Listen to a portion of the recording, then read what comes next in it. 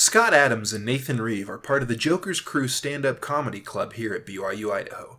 And while being a stand-up comedian means making people laugh is an everyday occurrence, it isn't all fun and games. A lot of hard work and planning goes into crafting the perfect punchline. I guess the hardest thing about being stand-up is really trying to consider your audience, considering what they will think is funny, because what you think is funny is not always what they're going to think is something that's humorous.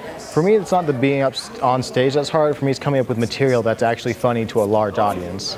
Because I know what's funny to me and to my friends, but not really so much what's funny to all of BYU campus. While these two take pride in coming up with their own material, they say that inspiration can come equally from both ordinary and unlikely places. One of them would actually be my dad. He never really did stand-up, and he's actually not that funny of a guy. But one of my favorite activities is that when we were around our dinner table, we'd do puns a lot. Just go on, take a pun, I'm getting ahead of myself, my mind's been blown, and just go on that same pun for a good half hour to an hour. It's been dragged through the mud, it's no longer funny, but we're enjoying ourselves. When I think of actors that make people laugh, I always think of about Jim Carrey, or I'd think about the show Whose Line Is It Anyway, where people just laugh at people, and it just makes it a lot of fun. While the process of writing jokes for a stand-up set comes with plenty of obstacles to overcome, Nathan Reeves says that the key to writing good jokes for the predominantly LDS crowd here at BYU, Idaho, is looking on the bright side. Well, one of the big things I did is I've made the outlook of my jokes a lot more cheerful.